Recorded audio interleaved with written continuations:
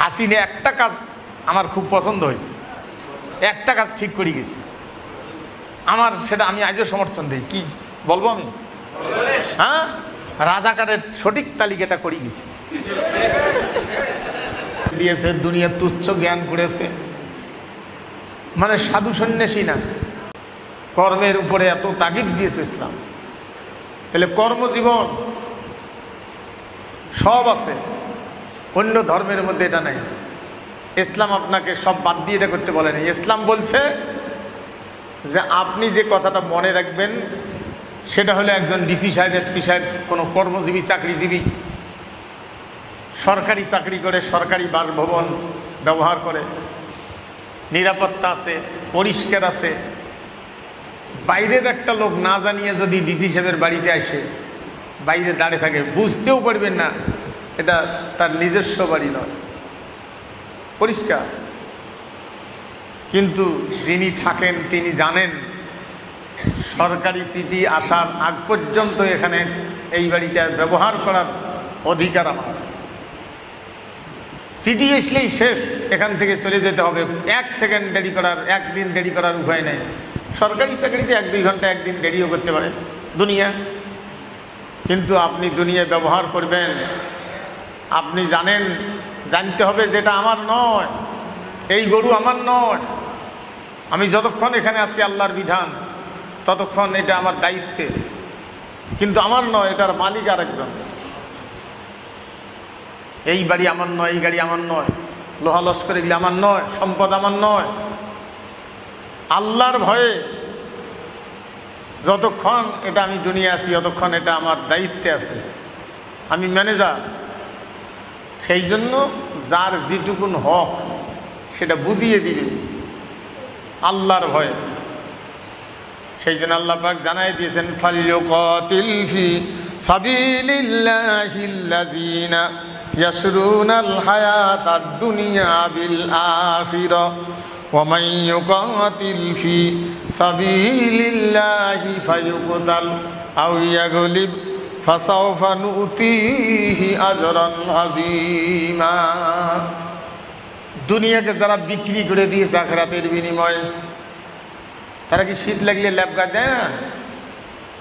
কিন্তু তারা জানে যে এটা দুনিয়ায় যতটুকু সময়, দুনিয়াকে যারা বিক্রি করে দিয়েছে আখিরাত ঠিক রাখার জন্যে, আল্লাহ পাক জানাই দিয়েছেন এলা লড়াইয়ের ময়দানে থাকুক। লড়াইয়ের ময়দান, এই দুনিয়াটা লড়াইয়ের ময়দান। এখানে লড়াই করে টিকে থাকতে হবে। তাই বলে আগামীকাল আপনি ছুরি খাপ্পর ধরি বেড়বেন, এটা ইসলাম বলে না। এটা ভুল বুঝিয়েন না। এখানে অন্যায়কারীকে দমন করার জন্য যে শক্তির প্রয়োজন, ইমানদারেরা সেই শক্তি সর্ব অবস্থায় সমাজে ঐক্যবদ্ধভাবে সেই শক্তিকে ঠিক রাখবে ইমানদারেরা। আজকে এই কথাটার দিকে মুসলমানেরা একমত না, এক প্ল্যাটফর্মে না। আল্লাহ পাক জানাই দিয়েছেন আখিরাতকে যারা বিক্রি করে দিয়েছে এরা লড়াইয়ের ময়দানে থাকুক। হারলেও পুরস্কার, জিতলেও পুরস্কার। এখানে ক্ষমতায় যেতে হবে তা না, লড়াইয়ের ময়দানে থাকতে হবে। এখানে আল্লাহ বলছেন তোমরা পজিশন আর অপোজিশন, ক্ষমতাসীন আর ক্ষমতাহীন, পক্ষ বিপক্ষ না, বিরোধী দল, শক্তিশালী দল, ক্ষমতাসীন দল, বিরোধী দল, যেটাই হও, হারলেও পুরস্কার, জিতলেও পুরস্কার। ক্ষমতায় যেতে হবে আপনাকে, এর কথা কে বলছে? আপনি চলতে থাকবেন, কোন দিন ক্ষমতা এসে আসবে। কিন্তু ক্ষমতার লোভে পড়িয়ে, মারামারি করিয়ে, খুনাখুনি করিয়ে, সম্মানিত ভাইগণ, এই জন্য আখিরাতের ভয়, আখিরাতকে ঠিক রাখতে হবে নিজের কর্মের মধ্য দিয়ে। কর্মটা পাবেন কোন জায়গায়? কর্মটা হলেন আল্লাহর নবী মুহাম্মদুর রাসূলুল্লাহ সাল্লাল্লাহু আলাইহি সাল্লাম। তার চরিত্রে আমাদের আদর্শের মডেল।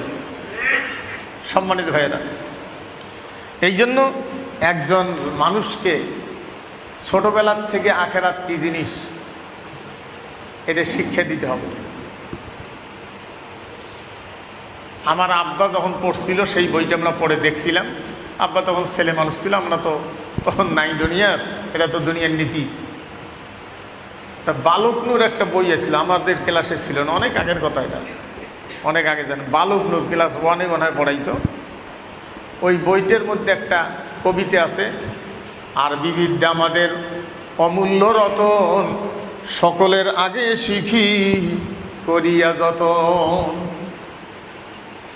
পৃথিবীতে যত ভাষা আছে তার মধ্যে উত্তম ভাষা হলো আরবি ভাষা।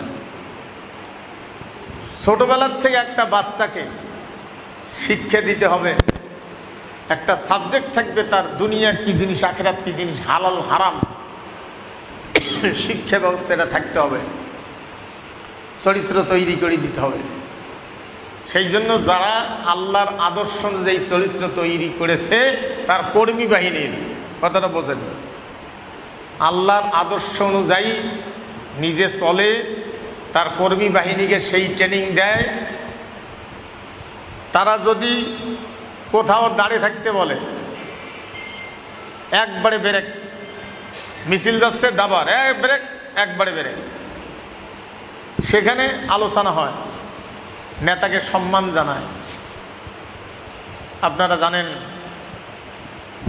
যে বক্তব্য দিতে গিয়ে তিনি আয়োজন করতে গিয়ে মনে হয় কয়েকদিন থেকে ঘুম পাড়েন নাই, খান নাই ঠিক মতো। স্টেজের পিছনে একটা অস্থায়ী বিশ্রামাগার ছিল, আমি যাই নাই, জানি আর কি, শুনছি পরে। সেখানে আরাম করেন নাই, ওখানে বসা ছিল, দাঁড়িয়ে হয়তো মাথা চক লাগে পড়ে গেছে। এখন তার আরও হাড়ে 3টে বলক ধরা পড়ছে, যা হোক।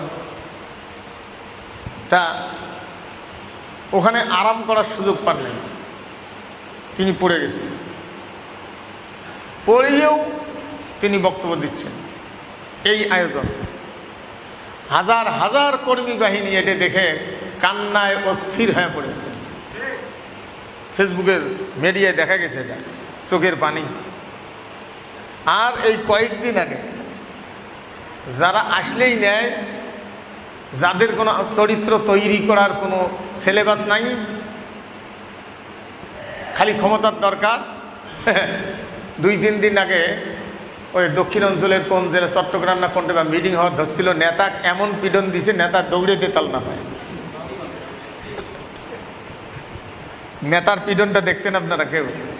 হ্যাঁ, হায় রে হায়, কি মারামারিতে বাজছে।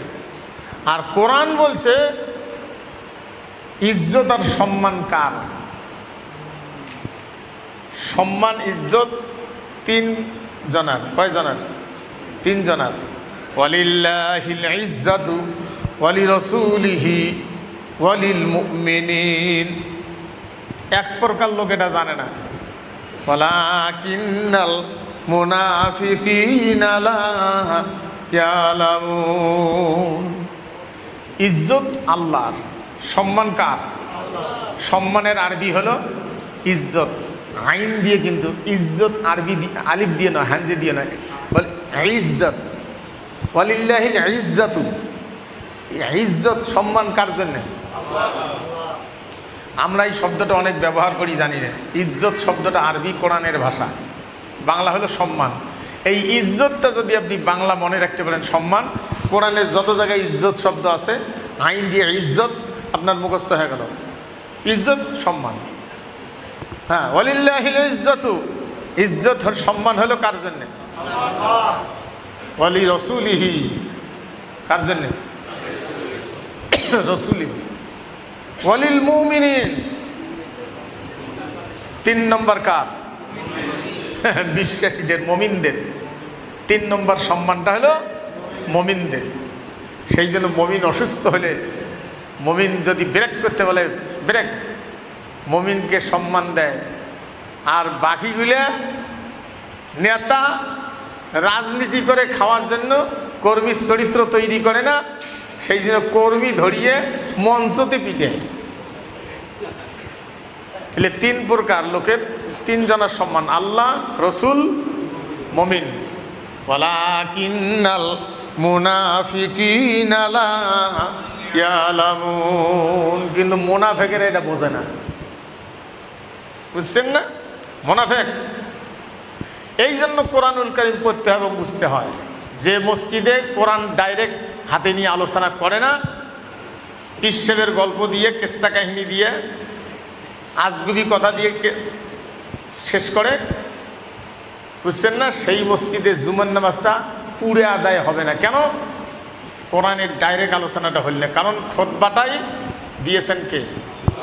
আল্লাহ পাক। সম্মানিত ভাইগণ, এই জন্য যারা মসজিদের দায়িত্বশীল হবে, আল্লাহর এই ঘর যারা পরিচালনা করবে, আল্লাহ রাব্বুল আলামিন তাদের 5টা শর্ত দিয়েছেন। মসজিদের কমিটি যারা হবে, এতে ফকির, গরিব, কোন ধনী, আজকে তো ধন সম্পদ, মাস্তানি, গুন্ডেমি, যাই মানুষ পাওয়ার দেখাইতে পারে, এরকম লোককে মসজিদ কমিটি বানাই। মসজিদ কমিটি হবে 5টি গুণের অধিকারী যারা হবে, তার সম্পদ থাক আর না থাক। আল্লাহ পাক জানাই দিয়েছেন সূরা তাওবা। কোরআনুল কারীমের সূরা হলো 114টা, 113টার পূর্বে বিসমিল্লাহ। আর এই বদমাইশদের কথা আলোচনা করতে গিয়া একটা সূরার সামনে আল্লাহ রাগের ঠেলায় বিসমিল্লাহ দেয় নাই। কোন সূরা? সূরা তাওবা। আল্লাহ পাক জানাই দিয়েছেন সাজিদাল্লাহি মান আমানা বিল্লাহ। আল্লাহর ঘরের দায়িত্বশীল যারা হবে তাদের 1 নম্বর হলো তারা ইমানদার হতে হবে, বিশ্বাসী হওয়া লাগবে। কিসের উপরে বিশ্বাস? আল্লাহর উপরে বিশ্বাস, রসুলের উপরে বিশ্বাস, কেতাবের উপরে বিশ্বাস, ফেরেশতাদের উপরে বিশ্বাস, আখিরাতের উপরে বিশ্বাস, হায়াত মৌত আল্লাহর হাতের উপরে বিশ্বাস। সম্মানিত সর্বভৌম ক্ষমতার মালিক এর উপরে বিশ্বাস। আজকের সর্বভৌম ক্ষমতার মালিক আল্লাহ এটা স্বীকার করে না এমন লোকও মসজিদের কমিটিতে আছে, অনেক জায়গাতে আছে। মসজিদের চরিত্র নাই, নামাজ নাই, মসজিদের কমিটি। আহা, সেদিনে একজন বলল যে বাপ দাদারা জমিন দিয়েছে মসজিদত, মতোয়াল্লি ওটা, সেই জন্য মসজিদের যে 3 জন না 4 জন জমিন উনি মতোয়াল্লি হিসেবে ওটা খায়, ওটা ওনার বলে অধিকার, ওটার ফসল মসজিদত দেয় না, উনি ওটার মতোয়াল্লি। সুবহানাল্লাহ বলবেন না? কি গায়ের জোর! আল্লাহর ঘরের টাকা খায়, তাও হিসাব নেই, চিন্তাও করে না। তাহলে ইমানদার হওয়া লাগবে। একজন লোক মসজিদের কমিটি হয়ে দিলে 1 নম্বর শর্ত হলো লোকটা আল্লাহতে বিশ্বাসী, ফেরেশতার উপরে বিশ্বাস, কেতাবের উপরে বিশ্বাস। কোরআন বাদ দিয়ে মানবরচিত আইনকে প্রতিষ্ঠিত করার পক্ষে যারা পার্টি করে তারা কোরআনকে তো বিশ্বাসে করে না। কোরআনকে হাকাউ বলে যে বিশ্বাস করি, কিন্তু বিশ্বাস তো করে না। বিশ্বাস যদি করত তাহলে কোরআনের বিরুদ্ধে মানবরচিত আইনের পক্ষে পার্টি করিয়ে মানুষের তৈরি করেন বাস্তবায়ন করার পক্ষে কোরআনের বিরুদ্ধে মিছিল মিটিং করতো না। তো বিশ্বাসে করে না। কেতাবের উপরে বিশ্বাস, ফেরেশতাদের উপরে বিশ্বাস, রসুলদের উপরে বিশ্বাস। আপনি যখন রসুলকে বিশ্বাস করবেন, নবীজিকে বিশ্বাস করবেন, নবী রসুলদের বিশ্বাস করবেন, আন্দাজি বিশ্বাস করলে হবে। নবী রসুলগণকে বিশ্বাস করতে হবে তারা রাজনৈতিক নেতা, তারা সমাজের চরিত্রবান ব্যক্তি, তারা হারাম খায় না, তারা হালাল খায়, মিথ্যে কথা বলে না, মানুষকে ধৈর্যে ধরার কথা বলে, ধৈর্য ধরে, হারাম খায় না, মিথ্যে কথা বলে না, মিথ্যে তুলে দেয়, গরিব দুঃখী ইতিম মানুষের সেবা করে, ইতিমের হক খায় না। নবী রসুলেরা বিচারক, প্রত্যেক নবী রসুল বিচারক। তারা প্রত্যেক নবী রসুল ছিলেন যে এলাকায় যে নবী আঞ্চলিক, সেই এলাকায় তিনি প্রধান বিচারপতি। ইসলামের প্রধান বিচারপতিকে হ্যাঁ মুহাম্মদুর রাসূলুল্লাহ সাল্লাল্লাহু আলাইহি সাল্লাম, তিনি মরিয়াও কিয়ামত পর্যন্ত তিনি প্রধান বিচারপতি। এখন আঞ্চলিকতায় রাষ্ট্রীয় দায়িত্বে একজনকে প্রধান বিচারপতি হওয়া লাগবে, কিন্তু তাকে জানতে হবে যে আইন তৈরি করে দিয়েছেন আল্লাহ, আর বুঝিয়ে দিয়েছেন মুহাম্মদুর রাসূলুল্লাহ সাল্লাল্লাহু আলাইহি সাল্লাম। এটাকে বুঝতে হবে। আজকে প্রধান বিচারপতি বিচার করে কার আইনে? আর আমরা মানি কার আইন? আল্লাহর আইন। আজকে জজ কোর্টে বিচার হয়, ফৌজদারি কোর্টে বিচার হয় মানবরচিত আইনে, আমরা মানি ওই আইন। কিন্তু কোরআন শুধু তেলাওয়াতের জিনিস বানাই নিয়েছে।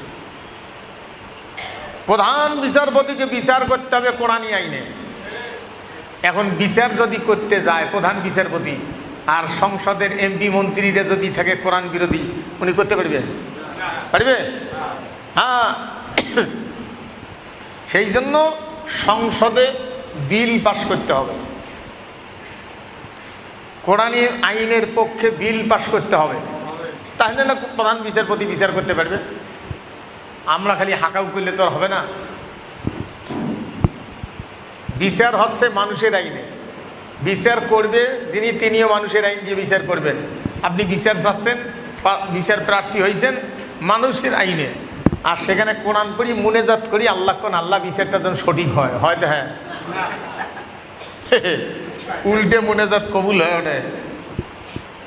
সেই জন্য বিচারপতি বিচার করবে কার আদর্শ মোতাবেক? এখন হচ্ছে কার আদর্শ মোতাবেক? হ্যাঁ।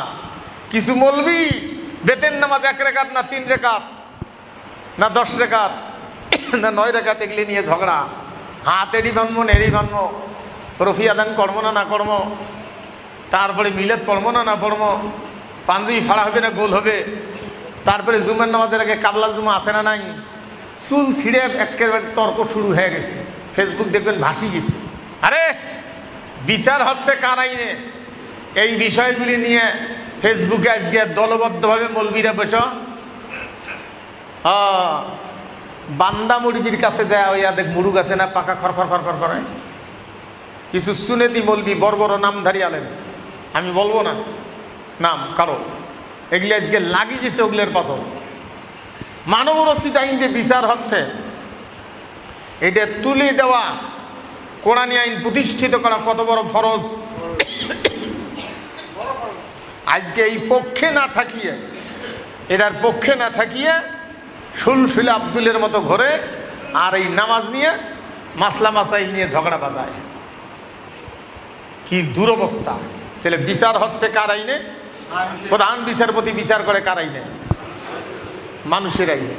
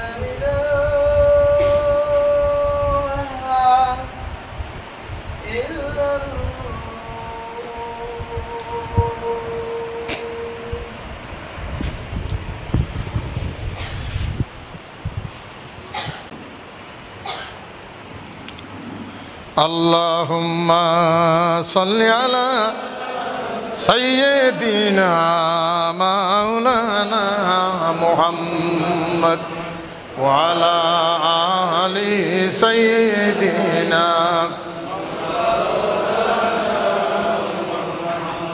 সম্মানিত ভাইরা, এই যে মিলাদ বললাম তো এটাতে কি কোনো সেরে কি কথা আছে? কিছু মৌলবি এগুলো শুনলে ফতোয়ার ভারবাঙ্কে ধরি বেড়ায়।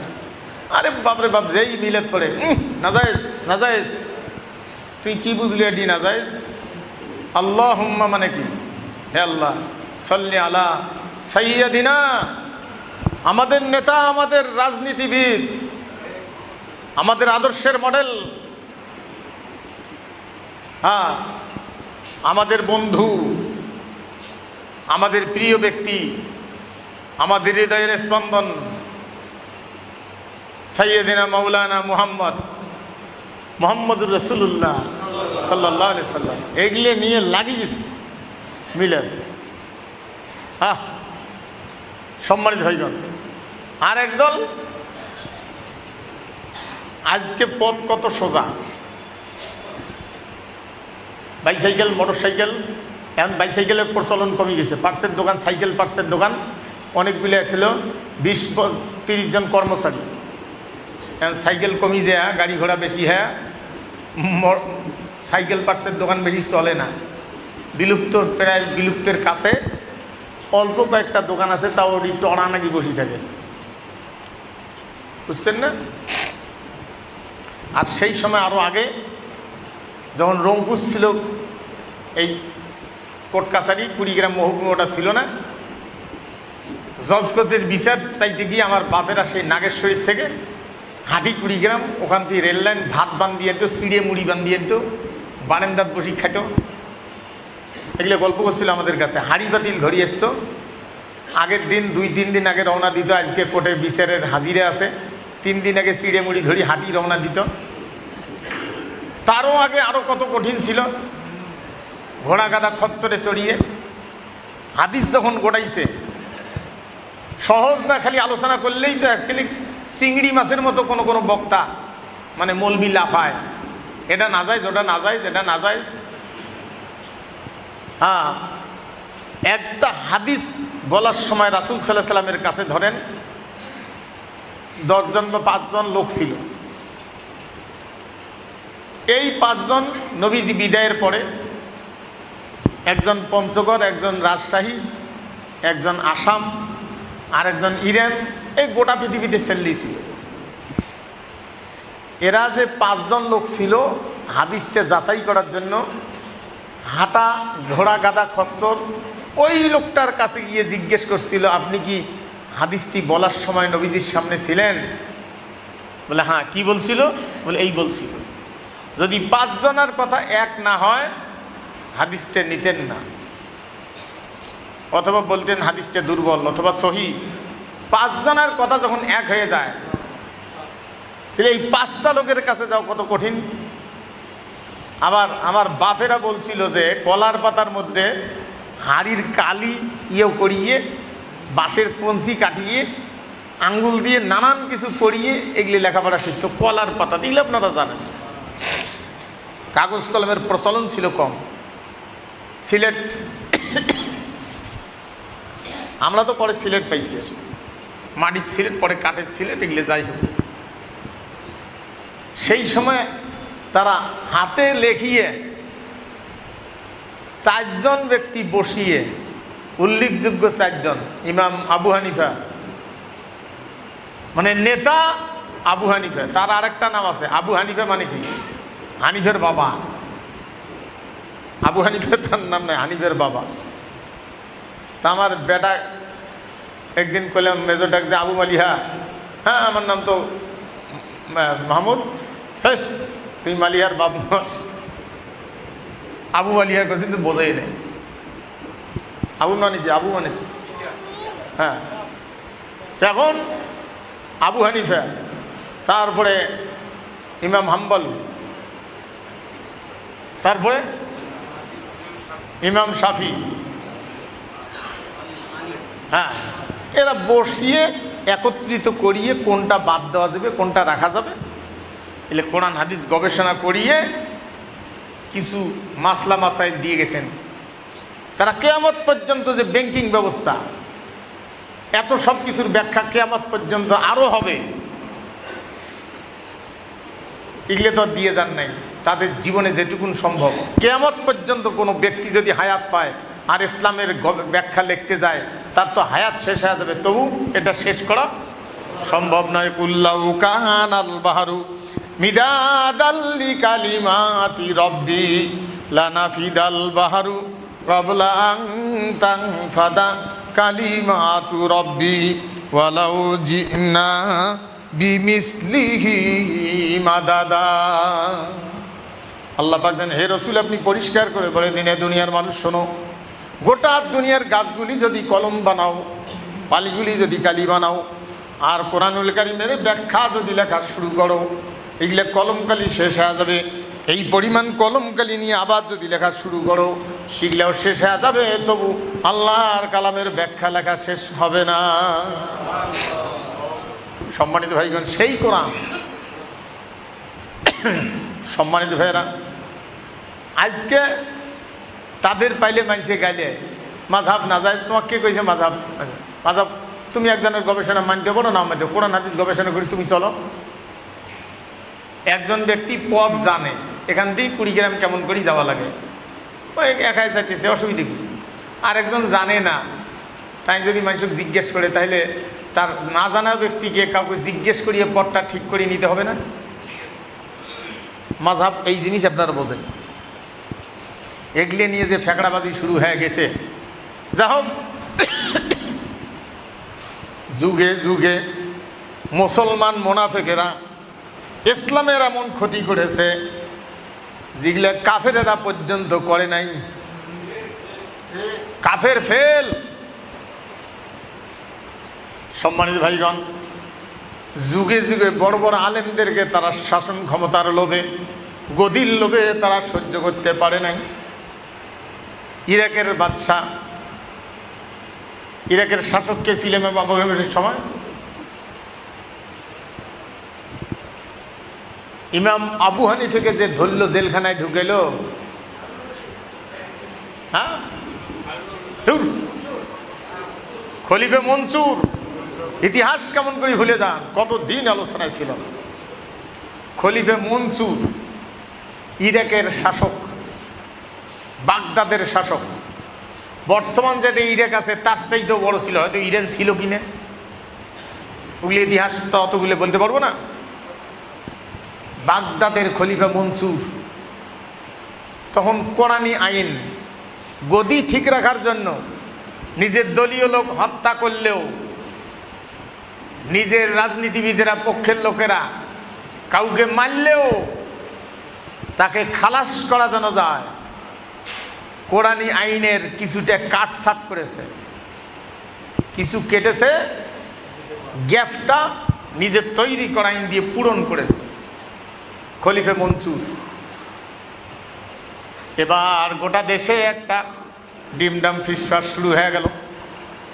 শাসক গোষ্ঠীর বিরুদ্ধে মুখ খুলবে পায় না, আন্দারত খুব লাভবার পায়, কইলে এটা ঠিক নয়। হাসিনের নাম বলে এমন লোক ছিল, এগুলো ঠিক নয়,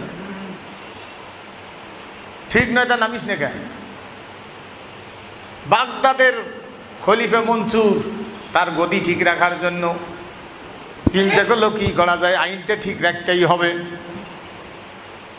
সেই সময় যাতে ইমানদারেরা, টুপিওয়ালারা, নামাজিরা কথা বলতে না পারে, তাদের মুখ বন্ধ করে দেওয়ার জন্য ইমাম আবু হানিফা রহমতুল্লাহ আলাইকে গিয়ে বলছে, আপনি প্রধান বিচারপতি হন, আমি প্রেসিডেন্ট, আমি খলিফা, আর আপনি প্রধান বিচারপতি হন। প্রধান বিচারপতির চাকরি কম সুখের নাকি? সবগুলো বিচারকের উপরে বিচারক, মানে তাই বলে আল্লাহর উপরে না, দুনিয়া যেগুলো বিচারক আছে, সরকারি নিয়োগকৃত বিচারক যেগুলো, সেগুলোর উপরে উনি বিচারক। সেদিনকে একটা ধরিল না কি বে, হ্যাঁ, তার আগে একটা ছিল, আরে হিন্দু সিনহা। আপনারা জানেন প্রেসিডেন্টের শপথ করায় কে? প্রধান বিচারপতি। আর প্রধান বিচারপতি নিয়োগ হলে তার শপথ করায় কে? প্রেসিডেন্ট। তারপর প্রেসিডেন্টের শপথ করাইতেছে মুসলমান প্রেসিডেন্ট আসিল। কায় আসিল জানেন? প্রেসিডেন্ট কে আসিল? আব্দুল হামিদ। আব্দুল হামিদ তবা কাটাইছে কায়? সিনহা। অকাটায় কাডাক তবা কাটাইছে।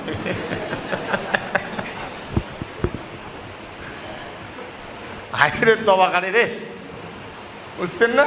সে তবাও তো ঠিক রাখতে পারে নাই। যা হোক, ইমাম আবু হানিফা রহমতুল্লাহ আলীকে বলছে প্রধান বিচারপতি হন। ইমাম আবু হানিফা বলছে না, হব না।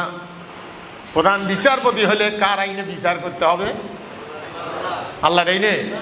এতদিন খুতবা শুনলেন, আপনাদেরকে ওয়াজ করা মানে বালুবাড়ির পানি শেখার সমান। প্রধান বিচারপতি যদি খলিফা ইমাম আবু হানিফা হয়, খলিফা মনসুর তো কোরআনের কিছু আইন কেটে দিয়া তার তৈরি করা আইন ঢুকাই দিছে। সম্মানিত ভাইগণ, ইমাম আবু হানিফা যদি বিচারক হয়, দেশের যত আলেম আছে সবাইকে বলবে চুপ। হ্যাঁ, সবাইকে, হ্যাঁ তুই কোন আলেম হয়েছিস, কিসের ব্যাগ ব্যাগাস? আলেম মানুষকে বসানো হয় নাই, কোনো সমস্যা ছিল না। খালি দেলোয়ার হোসেন, শহীদ আল্লামা দেলোয়ার হোসেন, বিশ্ব নন্দিত কণ্ঠ, বিশ্ব মুফাসসির, যদি খালি একটু একচুল পরিমাণ হাসিনাকে যদি সমর্থন দিত, তার মরা লাগে, জেল খাটা লাগে। আজকে হাসিনা মাথাত নিয়ে বেড়েন। কিন্তু ইমানটা কোথায় যেত? আর এক মৌলবি ইমান বিক্রি করি খাইছে, লেখাপড়া বহু, তাই কয়েছে আপনি একজন বেহেস্তি মহিলা। বেহেস্তের সার্টিফিকেট দিয়ে গেছে। আর কিছু কিছু মৌলবি বলছে তুই আমার মাও, তুই আমার জননী, তুই এর দুধ খেয়ে বড় হছিস, এর নাম দুনিয়া। সম্মানিত ভাইগণ, ইমাম আবু হানিফা রহমতুল্লাহ আলাইহি বলছেন আমি হব না, কারণ আমি যদি প্রধান বিচারপতি হই, বিচার করতে হবে মানুষের আইনে, এটা আমার দ্বারা সম্ভব না। দুনিয়ার বা গোটা দেশের আলেমেরা গোটা দুনিয়ার মানুষদের উপরে একটা জুলুম চাপায় দেওয়া হবে, যেটা কারবালার প্রান্তরে দেখাই দিয়ে গেছিল ইমাম হোসাইন। ইমাম আবু হানিফা বিচারপতি না হওয়ার কারণে তাকে এখান থেকে তাড়াই দিলেন, অপদস্থ করলেন। আর একদিন চলন্ত সংসদ অবস্থায় সংসদের অধিবেশনেতে ডাক দিয়ে সবাই সামনে এটা আলোচনা করল। তিনি সেখানে অস্বীকার করলেন। সংসদ থেকে তাকে কিল মুক্তি ঘুষি দিয়া, জামা চিরে টিরে, ঘাড় ধাক্কা দিয়ে অপমান করে সংসদ থেকে বাইর করে দিলেন ইমাম আবু হানিফা রহমতুল্লাহ আলাইহি। সম্মানিত ভাইগণ, এরপরে ইমাম আবু হানিফা বাড়িতে গিয়া একদিন কঠিন জ্বর, জ্বরের চোখ লাল হয়ে গেছে। তাকে ধরার জন্য পাঠাই দিয়েছে খলিফা মনসুর, তার পেটোয়া বাহিনী। যুগে যুগে চাকরি ঠিক রাখার জন্য অবৈধ সরকারের আদেশ পালন করিয়া নির্দোষ ব্যক্তিদের উপরে জুলুম চালায়। রাতের আধারে দিনের আলোতে এমন প্রশাসন যুগে যুগে মুনাফিক মুসলমানদের ছিল কিনা? এই গততেও ছিল, এখন কিছুটা সংশোধনী আসছে, কমছে। এত বড় অধৈর্য হন, 15 বছর কি করছেন,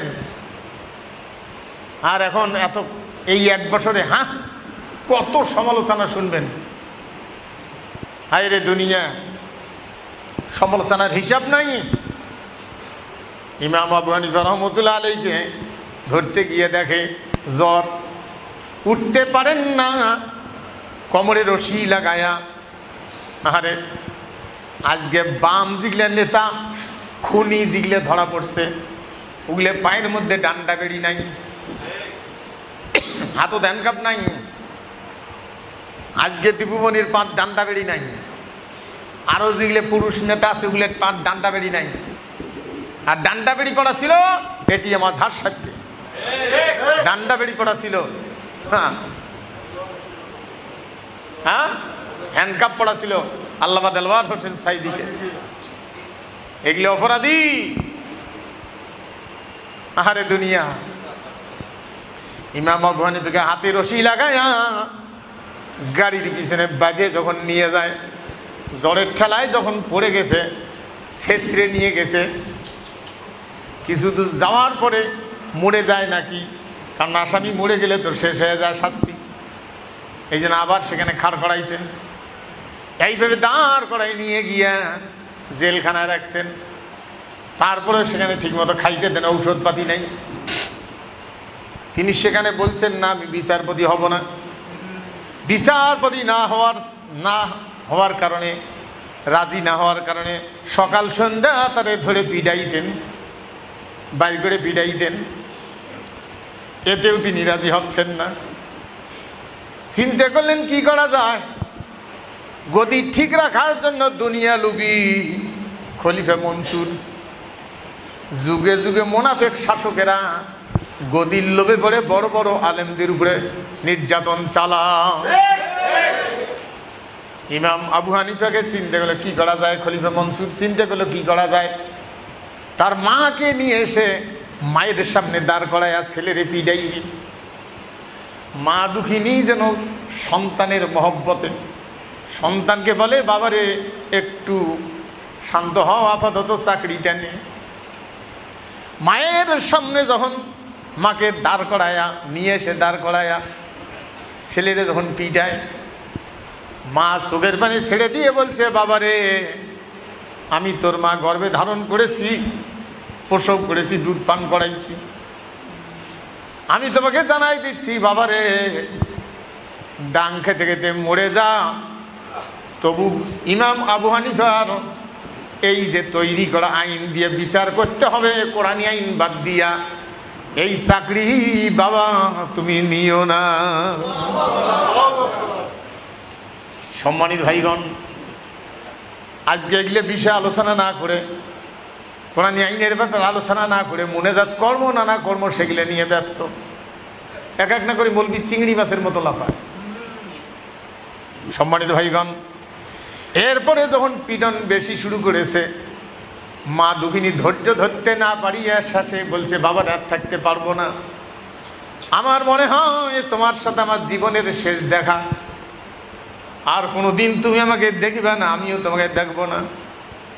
বাবারে শেষ কথাটা বলে যাচ্ছি, যদি জীবনের মায়ায় দুনিয়ার লোভে টাকা পয়সার লোভে যদি ইমাম আবু হানিফার চাকরি যদি নাও, খলিফা মনসুরের চাকরি যদি নাও, আমি যে দুধ পান করাইছি এই দুধের দাবি ছাড়ব না। ডাং খেতে খেতে মরে যা। সম্মানিত ভাইগণের নাম হলো ঈমান। এই লোকগুলি হবে মসজিদের কমিটি, সে গরিব হোক আর ধনী হোক। মান আমানা বিল্লাহ। 2 নম্বর হলো ওয়াল ইয়াউমিল আখির। মান আমানা বিল্লাহি ওয়া বিল ইয়াউমিল আখির। আখিরাতের উপরে বিশ্বাসী হওয়া লাগবে। ইন্নামা ইয়ামুরু মাসাজিদাল্লাহি মান আমানা বিল্লাহি ওয়াল ইয়াউমিল আখির। আখিরাতের উপরে বিশ্বাস, কারণ আপনার সংসারের হিসাব আপনাকে আল্লাহর কাছে দেওয়া লাগবে। স্ত্রী সন্তান, ব্যবসা বাণিজ্য, চাকরি, জমি জমা, তারপরে আপনি যে আল্লাহর ঘরের দায়িত্বশীল হয়েছেন, আপনি শুধু মসজিদের পয়সা নয়, সমাজের অনেক লোকের দায়িত্ব আপনার কাছে আছে। সমাজে কার ঘর নাই, কার বাড়ি নাই, অনেক দায়িত্ব আছে মসজিদ কমিটি। আজকে মসজিদ কমিটি আসিয়া খালি মসজিদের দায়িত্ব পালন করিয়ে কটুয়ে পেশে গনিয়ে চলে গেল, এটা দায়িত্ব শেষ। সম্মানিত ভাইগণ, একজন মানুষকে সংশোধন করে নিতে হয়, ইসলাম মারি ফেলার জন্য আসে না। ইসলাম আসিয়ে একজন মানুষকে দুনিয়া থেকে বিদায় করে দেওয়ার জন্য আসে নাই। আমি একদিন মাগরিবের নামাজ আসরের নামাজ পড়লাম, তখন হুন্ডে যাই, মাগরিবের নামাজ বুঝি পড়লাম মনে হয় মসজিদে, যেখানে মাহফিল, মসজিদে খুব সুন্দর করে সাজাইছে। আগে তো সিনেমাটির প্লেট ভাঙ্গা চুড়ে ওগুলো দিয়ে বানাইতো, টাইলস এসের আগে ওগুলো নকশি করতো, ওরকম ওগুলো ফুল টুল আট করছে।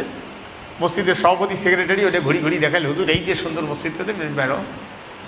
মসজিদটি বেড়িয়া দেখি এই এক শিকলও নয়, 5-7টা 10-12টা ঘর, মানে চেকোয়ারটা কর নাই, ওদের বাইরে একটা টিউবওয়েল।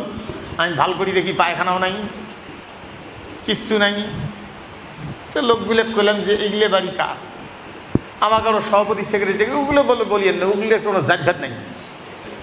ও মানে ওগুলো জাতভাত নাই না, মসজিদ খুব ভালো করে সাজাইছে। এগুলো টিউবওয়েলের পরে গোসল করে আর মসজিদ থেকে নামাজ পড়ি, দেখতে খুব ভালো লাগে, ওটা খুব ভালো। এদেরকে একটা ভালো করে পায়খানা বানিয়ে দিলেন না, এদের গোসলখানা নাই। এরা যখন ভুগে নাঙ্গা থাকিয়ে চাকরি পায় না, খাবার রাস্তা খুঁজে পায় না, তখন হয়তো কোনো যুবতী এনজিওর কাজ নিলে, এনজিওর পিয়ন পোস্টে বা কত পোস্টে চাকরি নিলে, এখন চাকরি কোনা করিয়ে যান বাঁচায়, বাপ মা খোয়ায়। এখন তো কিছু লোক আছে, সব লোক তার ইমানদার সমান নয়, সবাই খারাপ তাও বলবো না, সবাই ভালো তাও বলবো না। এখন ওকে হুন্ডের পাশর তুলি নিয়ে হাঁকাও ঘুরি নিয়ে বেড়ে। একটা যুবতী হুন্ডের পাশর তুলি নিলে কি হুন্ডের আরাম! আপনি একাই রিক্সার চলবেন, রিক্সার দৌড়ে কম। 3টে মেয়ে যদি উলঙ্গপানা করিয়ে রিক্সার চলে, খালি ঘর ঘরে দৌড়ে, বুঝছেন না? হ্যাঁ, এখন হুন্ডের পিছনত নিয়ে এই ভোমো করি ঘুরি বেড়ায়, আর নিয়ে ওই এক তো জাপটে ধরছে। একটা মেয়ে যদি একটা পুরুষকে যদি মাঝে মাঝে দোলায়, তা পড়ি যাবার চায়, একটু পাইল মারে, তা ধরতে গিয়ে ধরে না ভাল করি। ভাল করে ধরলে কি হয় বোঝেন তো? যদি কথাটা ভুল বোঝেন, মনে কিছু নেন না। হ্যাঁ, পিঠির মধ্যে স্তন যায় যখন লাগে, কি আরাম, ওই ভ্রমণ করি ঘুরি বেড়ায়। এখন এগুলো দেখিয়ে হাজি মসজিদ থেকে বেড়ে অমুকের মেরে, হ্যাঁ এই জন্যে এগুলোকে আমি দেখতে পাই না। ইমাম সাহেব তার চাকরি বাঁচার জন্যে হাজির সামনে হাজি সভাপতি কয়, বলে এই জন্য আমি এগুলোর বাড়ির দাওয়াতে খাই না। সদরে নেওয়া বাদ দিয়ে, তুই সংশোধন করা বাদ দিয়ে মসজিদ ভালো করে বানাইলু, আর গরিব মানুষ আর বিশ্বের অন্যান্য জাতিরা তাদের এসি গাড়ি ধরিয়ে এসিয়ে কোথায় কাদের টিন নাই।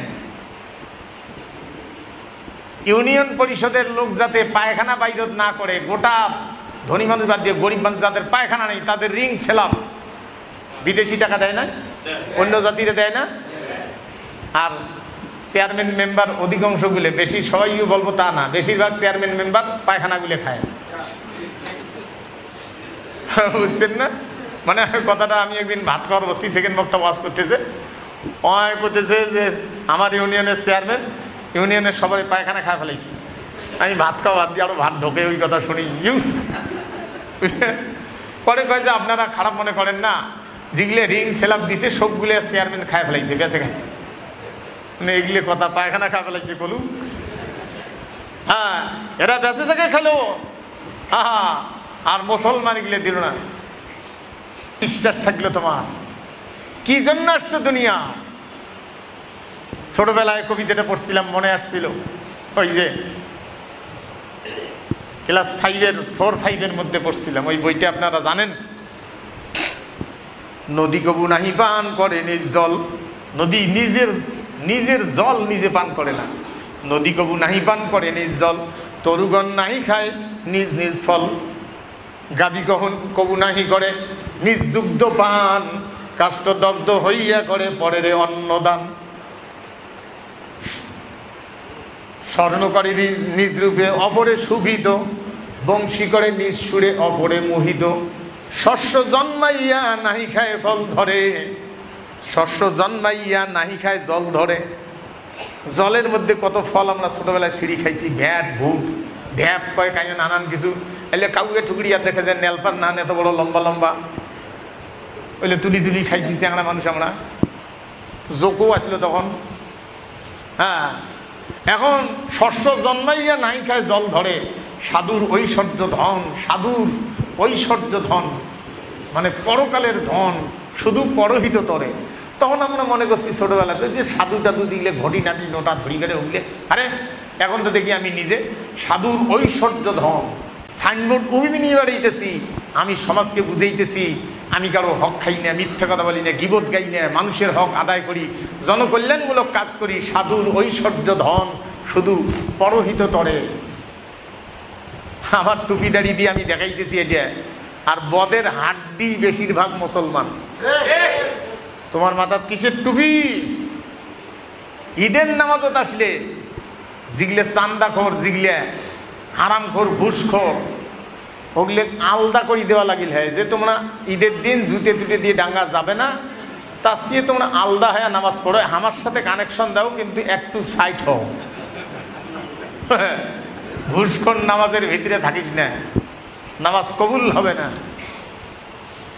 সম্মানিত ভাইগণ, ইমাম আবু হানিফা রহমতুল্লাহ আলাইহি একটু যদি নড়চড় হতেন, আর আজকে মুসলমানি পরিচয় দিয়ে ভোটের আগে টাকা নিয়ে ভোট দেশ,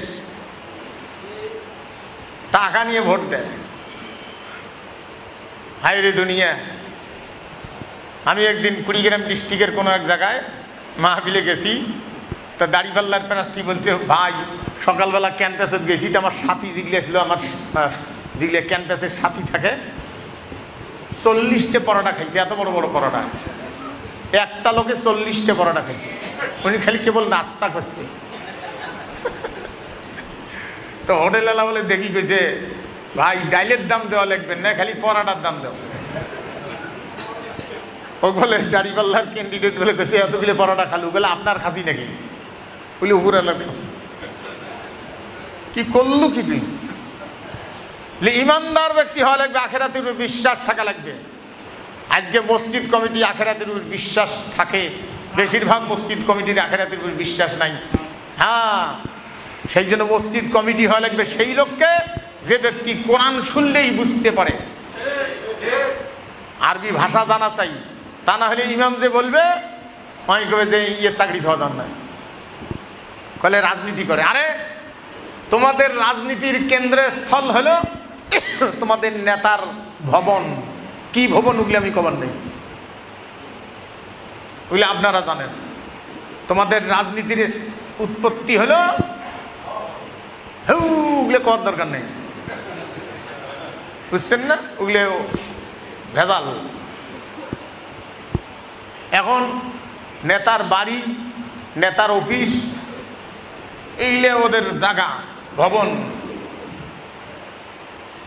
তোমাদের রাজনীতির উৎপত্তি, কারণ তোমাদের রাজনীতিতে তো কোরআন নিয়ে নয়, তোমাদের তৈরি করা, কাজে মসজিদ ভিত্তিক তো হতে পারে না। আর ইসলামের রাজনীতি, মসজিদের রাজনীতির কথা কওয়া যাবে না। মসজিদে রাষ্ট্র পরিচালনার দায়িত্ব পালন করেছেন, মসজিদ হলো নবীজির সংসদ, আল্লাহর পক্ষ থেকে। গোটা দুনিয়ার মসজিদে দেশ নিয়ে আলোচনা হবে, যে মসজিদে দেশ নিয়ে আলোচনা করা, হারাম হালাল নিয়ে আলোচনা করার অধিকার নাই, সে মসজিদে জুমার নামাজ পড়া ঠিক না। মসজিদে রাজনীতির উৎপত্তি হলো মসজিদ। মসজিদ নবীজি বিদায়ের পরে মসজিদের বারান্দা হলো খোলাফায়ে রাশিদিনের মসজিদ, রাজপ্রাসাদ। এই জন্য ইসলামী দল যতগুলি আছে তাদের দেশ নিয়ে আলোচনা করা, রাজনীতির আলোচনা করার কেন্দ্রস্থল হলো গোটা দেশের মসজিদ। আজ যে বলে মসজিদে বলে রাজনীতির আলোচনা করা যাবে না, তোমাদের কথা তো ওহী নয়, সেই জন্য তোমরা বাইরে আলোচনা করো। আর আমরা যে রাজনীতির আলোচনা করি সেটা ওহী, সেটা ওহী, সেটা আলোচনা হবে মসজিদে, আর সেটাকে বাস্তবায়ন হবে গোটা দেশে। মসজিদে রাজনীতির আলোচনা করা যাবে না। সেই জন্য কোরআন যারা বোঝে না, এই লোককে মসজিদের কমিটি সদস্য, ক্যাশিয়ার, এগুলো হতে দেওয়া যাবে না, বুঝছেন না? সম্মানিত ভাইগণ, আজকে কি এই শর্তটা, আজকে কি এই শর্তটা আছে? খুব কম। যে ব্যক্তি কোরআন বোঝে, সে গরিব হোক, রিক্সাওয়ালা হোক, যাই কোরআন বোঝে, ইমাম সাহেব কোরআনের বিপরীত কথা বললে সংশোধনী দিতে পারবে, সেই মসজিদ, সেই লোককে মসজিদের কমিটি বানানো দরকার। আজকে বানাই কাক সবচেয়ে ঘুষখোর, বছরে 1 কোটি টাকা কামাই করছে, আর 50 ব্যাগ বা 100 ব্যাগ সিমেন্ট দিছে। একে সবাই মিলে আরো 5 কেজি গুড়ের জিলিপি আনি সবাই মিলে মুনাজাত করিয়া ইমাম সাহেব বলতেছে, আল্লাহ ইয়ের গোষ্ঠী শুদ্ধে জান্নাত পার করি দেশ। জান্নাত খালি নয়, জান্নাত পার করি দিবে। খালি জান্নাত। আহারে দুনিয়া। মান আমানা বিল্লাহ ওয়াল ইয়াউমিল আখির। 3 নম্বর হবে ওয়াকামাস সালাত, নামাজ কায়েম করবে। নামাজ, সম্মানিত ভাইগণ, নামাজ কায়েম করবে। সমাজের কে নামাজ পড়ে না তাকে যা ধরতে হবে, কেন নামাজ পড়ো না? নামাজ পড়তে হবে। নামাজ কায়েম করতে গিয়ে সমাজে যত প্রকার পেশা, আপনার জানেন, নামাজ যদি কেউ না পড়ে, গবেষক যে 4 জন আছে তার একজনের মতে হাদিস কোরআন অনুযায়ী গবেষণা করছে, কতল। নামাজ না পড়লে কি কতল। দুনিয়ার থাকতে দেওয়া যাবে না কোনো মুসলমান যদি নামাজ না পড়ে, অন্য মুসলমান অন্য ধর্মের লোক না। তাহলে নামাজ, একদিন এই এক জায়গায় যা শুনছি, ইমাম সাহেব বলে জোহরের আসরের নামাজ পড়ে না। উনি আর কি জোহর আসর পড়েনি, ইমামতি করে। তো এটা দেখতে দেখতে কোন বা ফুসকে মুসল্লি কিছু থাকে, ইমাম সাহেব ফজরের সময় আসতে পারেনি একদিন, বা একটু দেরি হয়েছে, তাকে যে আপনি সেক্রেটারি কবার গেছে, কিছু ফুসকে মুসল্লি আছে। সেক্রেটারি ঘুম থেকে উঠে নেই, নামাজ তো নাই, 9:30টার সময় উঠছে, বারান্দাত বসিয়েছে, ইমামের বিরুদ্ধে বিচার দেওয়ার জন্য। ইমাম সাহেব নামাজত আসেনি, জামাত পড়ায় নাই। আর যাক বিচার দিবের গেছে, তাই 9:30টায় ঘুম থেকে কেবল উঠছে।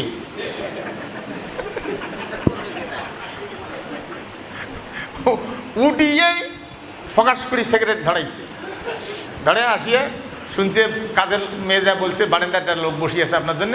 হ্যাঁ, আসিয়ে সেক্রেটারি ওইও খাড়া, সেক্রেটারি টানে আর মুখত ফুকে, ভাই কেন আসছেন, চাচা কেন আসছেন? উনি ধুমে খায় আর খায়, ইমাম সাহেব ফজরের সময় নামাজও তাইছে নেই। হ্যাঁ, বিচার করতে হবে। কাইবে যা কইছে, ইমাম সাহেব 2 ওয়াক্ত নামাজ পড়ে না, জোহর আসর। খুতবা যেই বসছে, মুয়াজ্জিন আজান দিবে, সেক্রেটারি মানে খেপিয়েছে মশান নিয়ে, হ্যাঁ ইমাম সাহেব থামেন, আপনি বলে জোহর আসর পড়েন না? বলে হ্যাঁ পড়ি না। কেন পড়েন না? হিসাব দিয়া আপনি জবাব দিয়ে খুতবা দিবেন।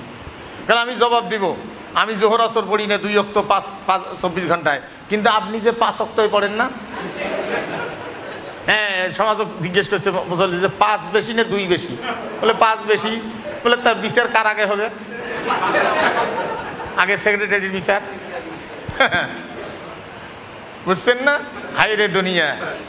কারো নামাজ হলো সপ্তাহে 1 দিন, কি বার? কারো নামাজ হলো বৎসরে 2 দিন, কারো নামাজ হলো 5 বছরে 1 মাস। রমজান দূর হিসেবে বানাইতে পারলেন না। রমজান 5 বছরে আইছে, 5 বছরে নামাজ পড়ে ভোটের সময়, জীবনে পশ্চিমবঙ্গে আসার পরে নেই। বুঝছেন না? তাও খালি মাগরিব, কারণ ফজরের সময় উঠছে দেরি।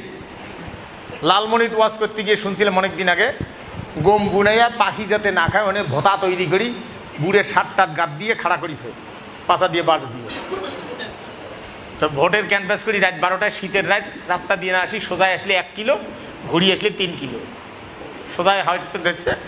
তার সাথে 2-3টে লোক পিছনত প্রার্থী জোরে জোরে হাঁটতে, 80 দেয়, ওই সামনে একটা এরকম খাড়া হয়ে আছে আন্দাজত, মনে হচ্ছে ওটাও ভোটার।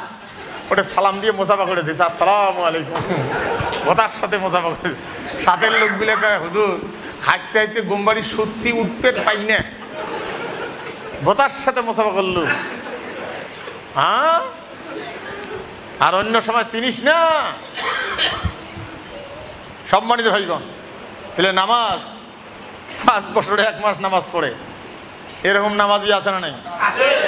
নামাজ পড়িয়ে মসজিদের বাইরে যাকে কোরআন রাজনীতির কিতাব হিসেবে আমরা মানি না। কোরআন দিয়েই তো নামাজ পড়ল, কি বদের বদ রে। সম্মানিত ভাই, তাহলে আকামুস সালাত, নামাজ কায়েম করবে। যে ব্যক্তি 5 ওয়াক্ত নামাজ পড়ে না, সেই লোককে মসজিদের কমিটি সভাপতি, সেক্রেটারি, সদস্য কিছুই বানা যাবে না। নামাজে পড়ে না। আর ইমাম সাহেব 2 ওয়াক্ত পড়ে না কেন? ইমাম সাহেব কইছে আমি গরিব মানুষ, তোমরা ইমামতি করার কারণে 6 মাসে 6 মণ ধান দেন, 6 মাসে 6 মণ, মাসে 1 মণ ধান। কামলা দিবের গেলে দলত কামলা নানায়, একদিকে মৌলবি ভয় পায়, অপরদিকে যে কারো মেয়ের বিয়ে, জানাজা, গরু জবাই করা, কামাই ছাড়ি এসে লাগে। চুক্তির দলের মধ্যে একটা লোক যদি ছাড়ি যায় তা বাকিগুলোর মন খারাপ, সেই জন্য দলত নানায়। গ্রামের লোকও নানায় কেন? কলে কামলা যদি নিই নাই, জানাজা আসলে অর্ধেক কামাই ছাড়িয়ে জানাজাত গেলে আমার এখন বাইগনের অর্ধেক নিড়ে হইলে অর্ধেক হইল না, এলে কেমন যন্ত্রণা। কলে এখন কি করি? সেই জন্য দূরত কামাই করবে যাও, যাতে মানুষ টের না পায়। আর নামাজ পড়বে গেলে আধেক লোক আছে বেকায়দা, কামলা নেয় না, আর কেউ আছে নামাজ না পড়লে তা কামলা নেয় না।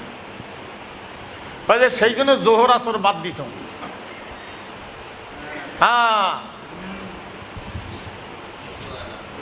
হ্যাঁ, অনেকদিন আগে বললাম না, মসজিদে ফজরের নামাজ পড়ার পরে ঝগড়া লাগছে। কেন? মুয়াজ্জিন বলে ফজরের আজান দেওয়ার পরে যা গোসল করি এসছে। কিছু মুসল্লি টের পেয়ে ঝগড়া লাগাইছে, যদি করল কি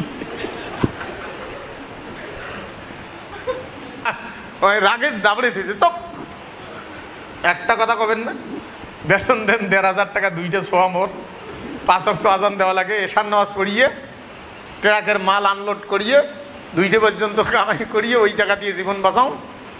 5 ওয়াক্ত আজান না দিলে তো খারাপ। শুইতে দেরি হয়েছে, উঠতে দেরি হয়েছে, গোসল তো হয়ে গেছে ফরজ, আজান দিতে যদি দেরি করো তা তোমরাই তো ভ্যাক ভেগাইবেন, তোমরা যে মসজিদের কমিটি বিচার দিবেন। সেই জন্য আজান দিয়ে তারপরে গোসলটা করি আসলো। কি বদের বদ এগুলো, হাই রে দুনিয়া। মুয়াজ্জিন এগুলো আর উপরে কারো চোখ নাই। জীবনে দেখলাম না যে 1 কেজি দুধ, হাফ কেজি দুধ মুয়াজ্জিন সপ্তাহে বা মাসে একদিন দিল না, এরকম খুব কম। হাই রে দুনিয়া, দুধ খান তো টের পান না। আল্লাহ মাফ করুক। আমার 3 নম্বর স্ত্রী, এটা তো গরিব মানুষের মেয়ে, তা তো জানেন। বাপ নাই, মাও আছে, ইতিম, খাওয়ার লোক নাই, অসহায়। যেদিন বিবাহ করে নিয়ে আসছি, কোরআন সামনে, গায়ের গন্ধে 3-4 দিন গায়ের কাছে শুইতে পারি নাই। কতদিন সেই যেন সাবান ব্যবহার করে না, কতদিন যেন পেস্ট ব্যবহার করে না, দাঁতগুলো এ পর্যন্ত ঠিক করে পাইনি। 70,000-80,000 টাকা লাগে সেদিন ডাক্তারের কাছে নিয়ে গেছি। ওগুলো পেস্ট না খায় ব্যবহার করতে তো খায় লাগছে। ওগুলো এলে কাটলেট বিচি যেমন অর্ধেক নাই, ওই রকম নাই। পেস্টে ব্যবহার করি, আস্তে আস্তে সুস্থতায় নিয়ে আসলাম। তলদি বাছর তুলছি। আমার কাছে কত ডিগ্রি পাস মেয়ে, যখন আমার স্ত্রীর ক্যান্সার বড় জানা, ডিগ্রি পাস মেয়ে, কামেল পাস মেয়ে রেডি ছিল, হুজুর বিবাহ করবেন একজন বক্তা মানুষ, আমরা রাজি আছি। ইন্টারমিডিয়েটের মেয়ে না, অত ভালো ঘরে যাওয়া যান না। ফকির কাই আছে, চেঁড়াগুলোকে যেগুলো মলবি চেঁড়া আমাকে ওই যে ফকির কাই আছে, ফকিরের মেয়ে, বাপ নাই মাও নাই, এরকম ফুটপাতে পড়িয়েছে, দেখ খোঁজ বুঝছেন না। তা ওইটা নিয়ে আসি, একটা গাইটা যেগুলো কিনে দিয়েছি। যেদিন 2টা গরু আসিল বেচাছি, বলে বেশি পোষায় না, ভেবায় গোসল করা বাড়ি সাইডে লাচ্ছি দেয়। তাহলে যেদিন বেচাছি মনে মনে ঠিক রাখছি যে কিনে দেবো, কিন্তু বাড়ি যায় সেই রাত্রের সন্ধ্যের ভাত ওরা আর খাই নাই। আমি তো বুঝছিলাম ভাত খাইনি, কেন শ্বশুরি আছে এটাই, শ্বশুরিও খাইনি, বাড়িওলিও খাইনি। আমি আর পুষ করি না, পুষ করলে ভেজাল। আমি তো টের পেলাম যে গরু বেচাছি, খালি ওই ভাইয়ে দেখে আর মনে করছে যে এটা কী হল। এরপরে তাড়াহুড়ো করে একটা গাই আর কিনে এনে দিলাম। কি কষ্ট 1 কেজি দুধ তার নামাইতে গিয়ে, তার ভেবানি, তার গোসল করা, তার টানা। ছোটোবেলায় গাই শেখছি, এখন সাহস পাই না, আঙ্গুলের শক্তি কম। মতিয়ার ভাই ডাকে নিয়ে আসি, সেকি সকাল বিকেল সেকি দেয়। সে গায়ে খোয়া, সে গায়ে গোসল করা, গোবর ফেলা, কি কষ্ট। 1 কেজি দুধ উৎপাদন করা কি কষ্ট, শিখলে না বুঝিয়ে চান্দা ফাত্তালে ব্যস্ত। পৃথিবীর কিছু উপহার দেন। আমি ভাবতেছি যে আমি গোসলটা কম করাই, আমায় শিখুক। কারণ আবার অবর্তমানে আমার ছেলেরা কোনো দিন তার সাথে বেয়াদবি করে নেই। আগের স্ত্রীর মা বলি ডাকায়, মারা যাওয়ার পরে ওর মা মারা যাওয়ার পরে বড়জন মারা ছোটোটা বলছে যে তোমার মা আমি আছি। আমার ছেলে একটা নয়, 3-4টে আজ থেকে 4টে। সম্মানিত ভাইগণ, জীবনের কি ইতিহাস! তাহলে আমি এই কথাটা বলার পিছনে কারণ নিজের প্রশংসার জন্য নয়, একটা পরিশ্রম করা, গরুর খেদমত করা, এগুলো বাদ দিয়ে চান্দা তুলি খাওয়া, মানুষের পকেটের পাশে জোর করে নিয়ে খাওয়া, মানুষের চান্দা না দেওয়ার কারণে পীড়ন দেওয়া, স্বামীর সামনে স্ত্রীকে ধর্ষণ করা, এই দেশে বসবাস করার জন্য আসছি। হ্যাঁ সম্মানিত ভাইয়েরা, সামনে সবাই প্রস্তুত থাকবেন। কোনো চান্দাখোর, কোনো ব্যক্তি ধর্ষণকারী, কোনো ইতিমের হক খাওয়া, এরকম ব্যক্তি দেশ থেকে ধুয়ে মুছে সাফ করে দেওয়ার সিদ্ধান্ত নিতে হবে।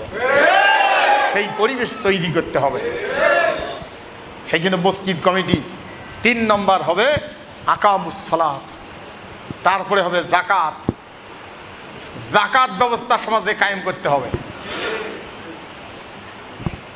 তারপরে 5 নম্বর হলো আকামুস সালাত ওয়া আতাজ যাকাত ওয়ালাম ইয়াখশা ইল্লাল্লাহ, আল্লাহ ছাড়া কাউকে ভয় করে না।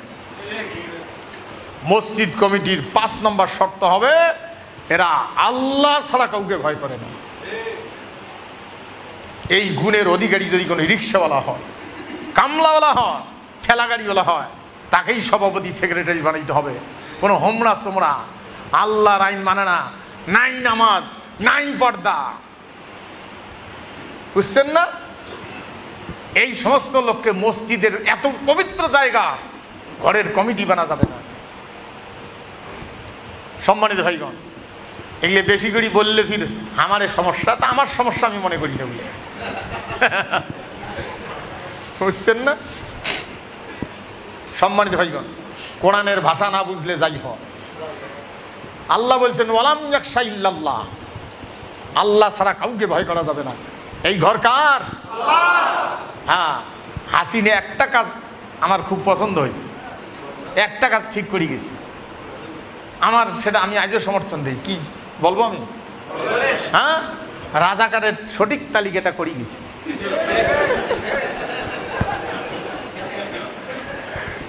আওয়ামী লীগত কতগুলো, বিএনপিত কতগুলো? 7,000। আর জামাতত 30,000। তাও বলে এরাই খারাপ। হায় রে দুনিয়া, এক লোক 1 কেজি গরুর গোশ নিয়ে আসছে, পাক করছে, হাল থেকে আসি খাবে, হাল ছাড়ি দিয়ে পাক করছে, বিড়েল খায় ফেলাইছে। বাড়ি এসে স্ত্রী আলু ভর্তা ডাইল দূরের, আগে তো বাড়ি ছিল কম, এটা কী করে? কলে গোস কই, কলে বিড়েল খায় ফেলাইছে। কয় বিড়েল করে? বলে ওঠে। আনিয়ে পাল্লা তুলি দিয়ে দেখে তা 1 কেজি হয়েছে, বিড়েলের ওজন হয়েছে 1 কেজি। বলে বিড়েল যদি 1 কেজি হতে গোস গেল কই?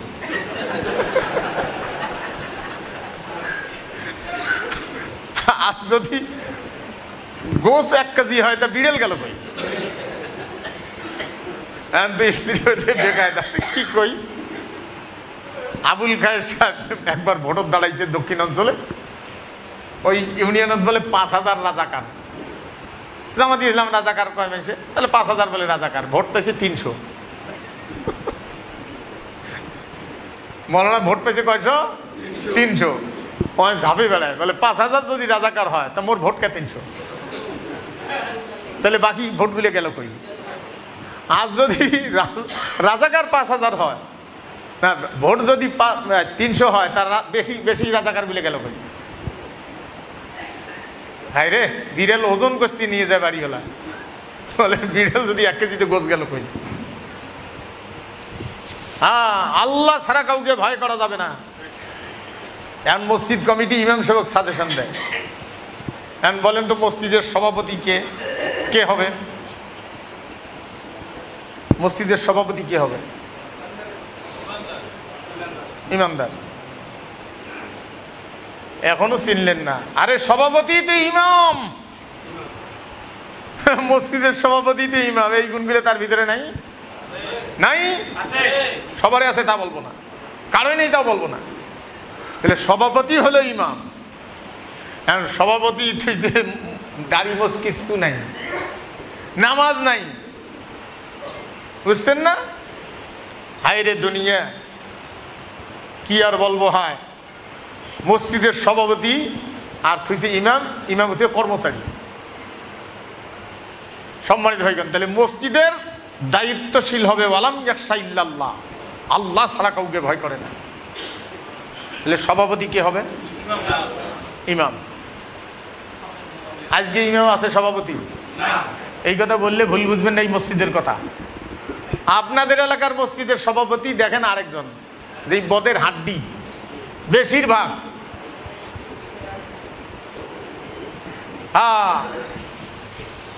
বদের হাড্ডি সেক্রেটারি, ক্যাশিয়ার, একদম পিছাস। আর মসজিদের সভাপতি ওগলেক বানাইছি, ইমাম সাহেব একজন কর্মচারী বানাইছি। মসজিদের সভাপতি হবে ইমাম। তাহলে আল্লাহ ছাড়া ভয় করা, ওয়ালাম ইয়াখশা ইল্লাল্লাহ, সূরা তাওবা। ফাসা উলাইকা আইয়াকুনু মিনাল মুহতাদিন। আল্লাহ পাক বলছেন এই 5টা শর্ত যদি থাকে, আশা করা যায় সমাজে শান্তি প্রতিষ্ঠিত হবে, তোমরা সফল হবে। সফল মানে কি? নিরাপত্তাহীন হওয়া? সফল মানে কি না খায়া থাকা? সফল মানে কি রাত্রে ঘুম না পাড়িয়ে চোরের ভয় পাহারা দেওয়া? হ্যাঁ, ফাসা উলাইকা আইয়াকুনু মিনাল মুহতাদিন, ডাইরেক্ট কোরআন। আল্লাহ বলছেন তাহলে আশা করা যায় তোমরা সফল হবে, সফলতায় পৌঁছিবে। সেই জন্য মসজিদ হলো রাজনীতির কেন্দ্রস্থল। আমার মনে হয় যারা ইসলামী দল করেন, আমি নাম ধরি কাউকে বলবো না যে অমুক দল তমুক দল, ইসলামী দল আছে যেটা, শুক্রবার ইসলামী দলের লোক বৃদ্ধির জন্য যারা হন নাই, আজ যারা আছেন, শুক্রবার নামাজ পড়িয়ে বাড়ি দৌড়ে না দেখলো মুনেজাত নাই, উডি মারে দৌড়। কে মুনেজাত করতে হবে তা আমি বলবো না, কিন্তু পরিবেশটা দূষণ করেন না। নামাজ এই শেষ করিয়ে হুড়হুড়ি সালাম ফিরের সাথে উডি দৌড়েন, মনে কাম বাজি গেছে, মানে পিগড়ে কামড়াইছে মনে হয়। কেন ধৈর্য নেই? নামাজ পড়তে হবে, নামাজ পড়ি বসতে হবে। কোন মুসল্লি, কোন নামাজি ইসলামী রাজনীতি করে না, তাকে জিজ্ঞেস করে বাধ্য করাইতে হবে, এই তুই রাজনীতি করিস না কেন ইসলামী? আর যদি বাম দলের রাজনীতি করে তা তোর কোরআন নাকি? নামাজ পড়িয়ে মসজিদে তাড়াহুড়ো করি না যায় গ্যাদারিং করতে পারেন না, বসতে পারেন না? হাসিনার সময় আর নাই, যে সময় জুমার নামাজের সময় আমাকে আগে কানে দিছে, যাই কানে দিছে তাই শত্রু না বন্ধু। আর বলছে যে হুজুর আজকে 5-7 গাড়ি রেডি আছে, মাইক্রো সাদা পোশাক আছে, 20 জন লোকের ধরার টার্গেট আছে। হুজুর নামাজ পড়ার পরে মুনেজাত না করিয়ে যেন, মুনেজাত করার সাথে সুন্নত না পড়িয়ে যেন লোকগুলা আউট হয়ে যায়। আমি সেই কথা আপনাদের বলার কারণে আধেক লোক ব্যাগ বাগাইছে, হ্যাঁ আমরা সুন্নত করলে হুজুরের কি, হুজুর কেন এগুলো করবে? তুই কি আর বুঝলু? সাইদ হিসেবে যেদিন রায় হয় সেদিন আমাকে তো এখানে কয়েকটা ওই ডিএসবির লোক ঘিরে ধরছে, এমনি কথা বলতেছে। ওই সময় একটা মিঠে পুকুরের একটা বুড়িয়ে, এই ভাঙনি হাটের একটা বুড়ি আসি আমাকে কয়েছে, হুজুর সাইদির কি রায় হবে? মোর মনে হয় যে বুড়ে এক ঘুষি বুকত দিয়ে বুড়ে ফেলে দেব। মোর যে রাগ উঠছে যে করলু কি তুই? হায় রে দুনিয়া। সম্মানিত হয়ে গেন, সেই জন্য গ্যাদারিং করবেন। যাবেন কেন? একটা হাফ লিটার পানির বোতল আনতে পারেন না? 10 টাকার 5 টাকা করে 2টা বিস্কুটের প্যাকেটগুলো আনবেন পান না? লেক্সাসের এইবার আরও কিছু আপনি খান একটা লোককে খান, গ্যাদারিং করেন, পরিচয় নেন, লোক বাড়ান, তাকবাদ দিয়ে উঠিয়েই কতক্ষণে সুন্নত পড়ি বাড়ির দৌড়ি বের পান। আমি কি আপনাদের কিছু বুঝাইতে পারছি? একটু দেরি হয়ে গেল, সুন্নত পড়েন। ওয়া আখিরু দাওয়ানা আলহামদুলিল্লাহি রাব্বিল আলামিন। একটু সুন্নত শর্টে পড়বেন, যদি